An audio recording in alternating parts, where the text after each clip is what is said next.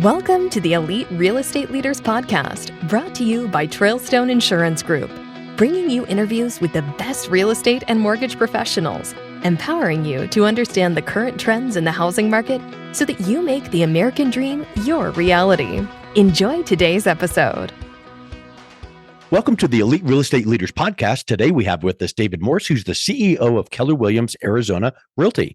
David, welcome to the program. And thanks so much, Mike. I appreciate being here. Hey, I'm excited to talk with you because it's always neat to hear people's perspectives on the area and what industry trends that you're seeing. And I know being the CEO of this region of Keller Williams here, you're going to have some unique insights. But before we dive into that, give us a little bit of your story and your background and how you got into the real estate industry. Yeah, sure thing. So the 30,000 foot overview is that real estate was really not something on my radar until my mid-20s, when I was actually in the insurance business for 6 or 7 years. And I began reading about how wealth was built for so many families across our country and really across the world. And when I was a few years into my insurance business, owning a office and agency in the Midwest, I started to invest in real estate. I always thought it would be a piece of my portfolio, but not something that I was, jumping into full time. But the universe sometimes has different plans. So I got into the real estate business in the state of Maine. Got into business with Keller Williams, got my license, started diving in, and about 7 years later, and now being in Arizona, we operate about 14 offices across the entire state. We have about 1,100 agents across all of our offices, and we get to serve around 6,000 families moving into homes across the state. So it's been a fantastic journey, and one that I'm very lucky to be a part of.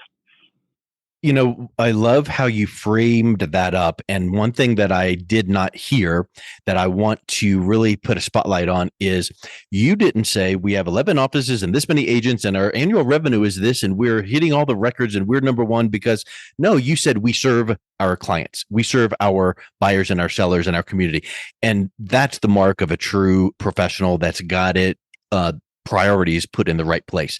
So talk a little bit about that approach. Yes, you need numbers to pay the bills and keep the lights on, but your approach to serving and giving value first, that probably carried over from when you were working in the insurance industry and seeing how things weren't done right there. And then you polished it up, came to real estate. So what are some of those similarities? And then what is that approach that you take to teach, educate, and serve your clients and community?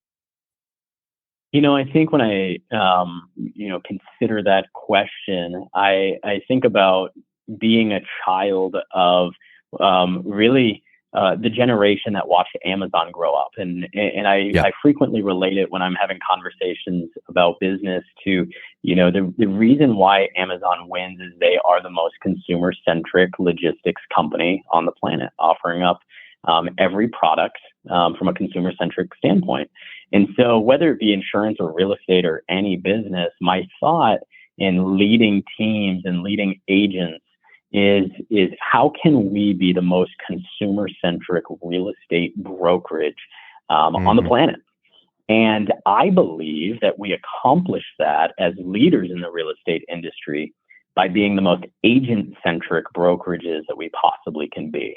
And so I wake up every single day, eat, sleep, and breathe this idea with our leadership team of how can we serve our consumer, which is the real estate agent, better? How can we keep them at the center of the transaction? Because I believe if I can be the most leadership team-centric executive, it frees them to be the most agent-centric brokerage leaders, which frees my agents to be the most consumer-centric. And that's where I feel like you really can create sustainability and win while keeping service at the center. And so that's really what we try and do here at Keller Williams Arizona Realty across our offices. We don't always get it right, but that's definitely our vision, our mission. From the top down kind of trickle down effect funnel, however you want to think of it, what you just said there's a couple of thoughts that I thought I would shine the light on too. If you don't treat your agents the right way, how can they be expected to serve your buyers and sellers the right way? If you're just cracking the whip going, get more sales and get more business, but then they aren't treated correctly internally, even an attaboy, attagirl, or bonuses or a nice work environment, they're not incentivized, internally motivated to go out and be the best they can be for their buyers and sellers. So I love how you realize that when you get it right internally, it's so natural to have those buyers and sellers feel that and have it overflow to them. I frequently say that the politics of our company are engagement and performance in that order. Mm-hmm. I seek to attract agents who will engage with the value, tools, and offerings that we provide as a company at the highest level, because I've never seen someone engage at a high level and not perform at a high level as well. On the flip side, I've seen it the converse. Someone comes in, they perform at a high level for a given period of time, but they're not high engagement. Well, that's not a win-win in my mind, because it's not a culture of interdependence, and that's the culture that we seek to foster. So I agree with exactly how you just summarized that. It's a two-way street of engage at a high level, and I can pretty much guarantee you're going to perform at a high level as well. Because the alternative is just skimming off the top or low hanging fruit and just get some, get the business in, and then you're just being really formulaic. And it's like the commodity versus a relationship. And one of these days, I want to hear about a real estate company that has in their slogan, "We don't do closings, we do openings. We open relationships." And obviously tongue in cheek because you go to a real estate closing, but in reality, that is an opening of a relationship, because this is not the last time you're going to hear from us if you're doing it the right way, if you're focusing on that value, because it shouldn't be next. And that's what I'm hearing that you guys are doing the right way. That's awesome.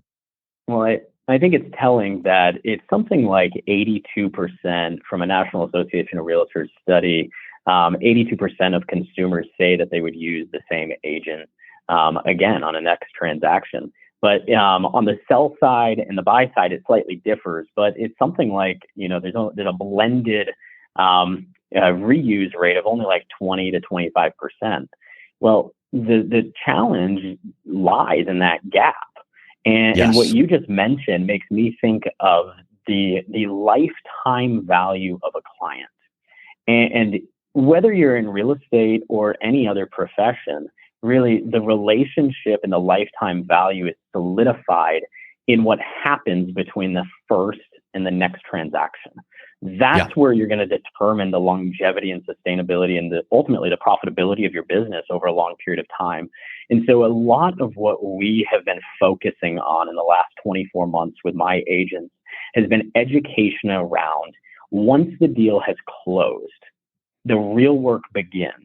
Because now you have to figure out, how do you maintain a high level of value until the consumer is ready to transact real estate again. Gone are the days where you can just do the deal and then expect deals to continue to flow. New business is much, much harder to obtain than repeat and referral business if you are cultivating that relationship.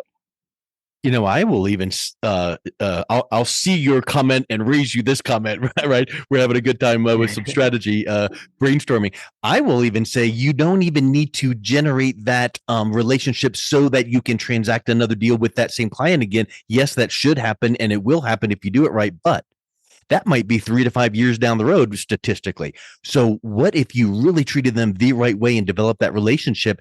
Well, the reticular activator section of our brain is like, once someone becomes aware of something, it becomes top of mind and is all you talk about. So now during the transaction and recently after the transaction, when they're doing their, parties with their friends and housewarming, how many of their friends are realizing, oh, you guys just moved or bought a house? Yeah, we need to, or we're getting ready to. The referrals can come way sooner than when that one client is going to transact again. And that should happen and can happen. But I feel like when agents can realize, wow, I'm going to do all of this for something that could happen even sooner, I think that really helps to close that gap as well. I definitely agree. And the math formula, because I'm a big believer that the path is always in the math. And the equation that I give to my agents is, right now, based on all the data that we have across Keller Williams, right, as the largest real estate company in the world, we know that roughly 65% of your database, the contacts that are in there, will buy, sell, or refer a piece of business in a given year. Okay. And when that occurs, we say 65%, those are the appointments that you're going to get. So if you want to do a quick little study, maybe you set your goal at 40 units that you want to close this year. What I want you to do is I want you to take the number of contacts in your database, and I define a contact as having 4 key pieces of information: name, phone number, email address, and physical address. And I need to plus one this with a communication plan. Okay. How many contacts do you have that fit that criteria that are on a communication plan? Okay. Multiply that by 0.65. That's the number of appointments that you're going to generate in 2024. And you have to decide, is that enough appointments to hit your revenue goal, your income goal for the year or not? If it's not, you have to figure out, how am I going to generate additional contacts? If it is, you have to do nothing but work on your conversion through practice and role play. And practice and role play is having that heart of a teacher, educator, giving value, serving, that whole vibe coming through and how you're doing it. Because it certainly is not, let's get those 65% to have an appointment and say, when did you want to move again? So it's all of that. It's honing your skills of relationship building and things like that. I think that is spectacular because the path is in the math. And if you don't have a big enough database, adopt one, or go out and network to get more in there to do all the things that you're talking about with that communication plan. I think that is spectacular. So I'm certain that you guys as Keller Williams Arizona Realty have some tools that you provide to your agents to help them close that gap. What are some of those things that you help provide to help them succeed? We're really fortunate. I believe I have the best leadership team in the business, composed of people who are experts and specialists in marketing and production and video and audio. And so one of the benefits of being the largest KW office in the entire Southwest region of the country is that I have the largest team of specialists of any KW office that can serve my clients, which are my agents. And so my agents get access to free business consulting with coaches at various levels.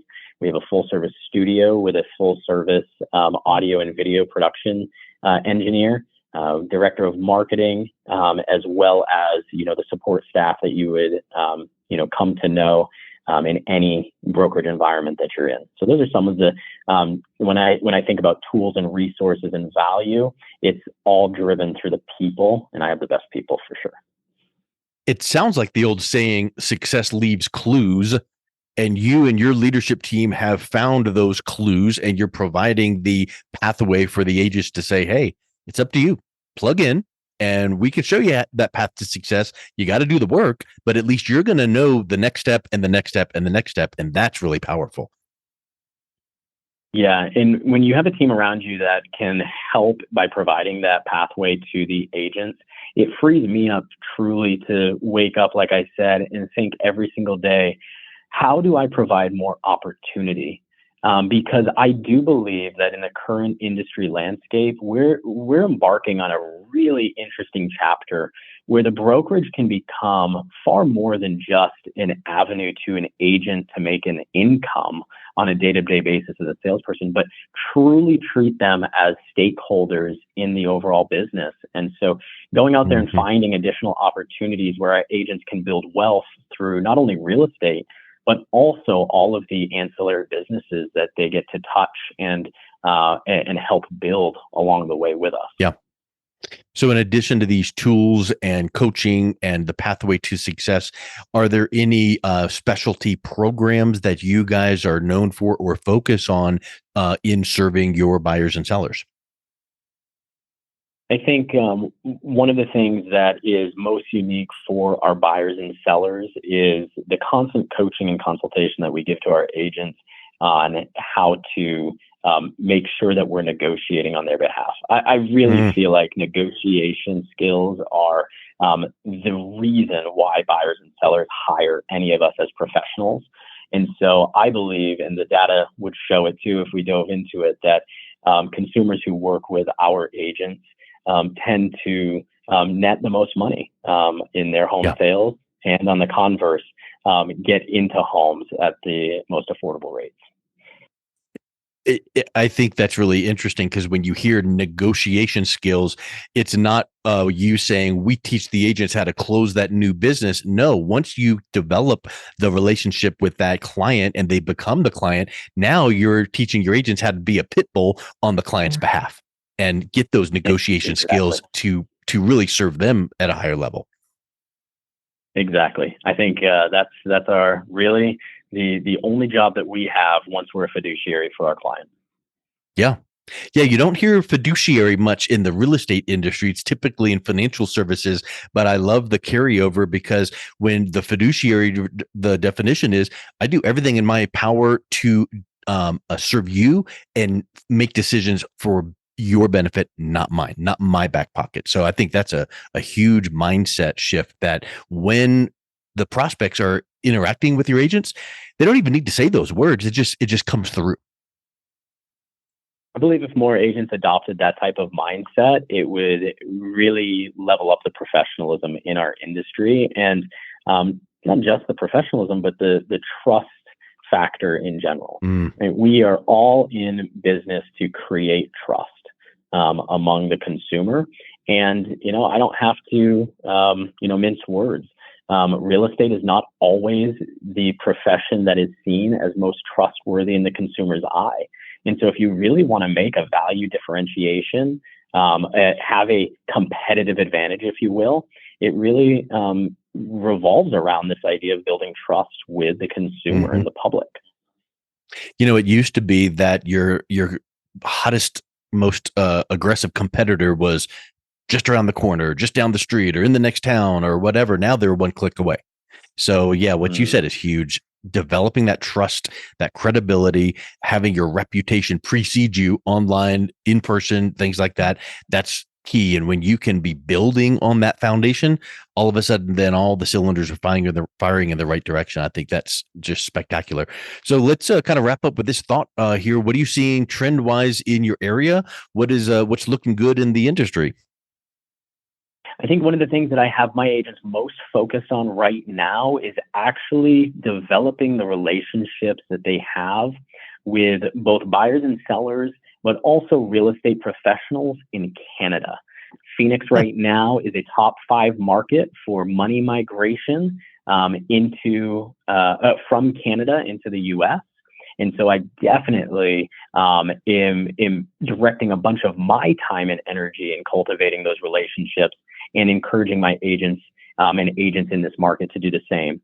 We continue to be a top 20 destination in terms of growth. We have a myriad of business that's continuing to be built out here, from Taiwan Semiconductor through many, many other industries. And so, I see Phoenix being one of the markets in the country that does have a positive push in terms of an upward trajectory in terms of units sold.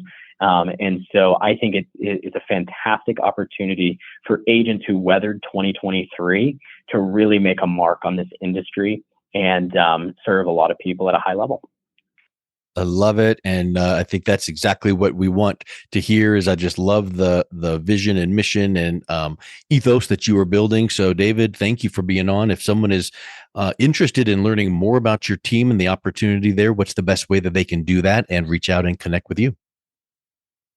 For anyone interested in getting into business with us as an agent or as a buyer or seller, you can find all that information on our website at kwarizona.com. If you're interested in learning more about any of the content that I put out personally from a consulting standpoint, it's really geared towards real estate professionals. You can find that on my Instagram at David D. Morse. That's David D. Morse, like Morse code. And I love connecting with people across the country. Well, David, thank you so much for coming on. It's been a real pleasure talking with you today. You as well. Thanks so much. Thank you for listening to the Elite Real Estate Leaders Podcast, brought to you by Trailstone Insurance Group. To learn more about the topics mentioned on today's show or listen to past episodes, visit www.eliterealestateleaders.com.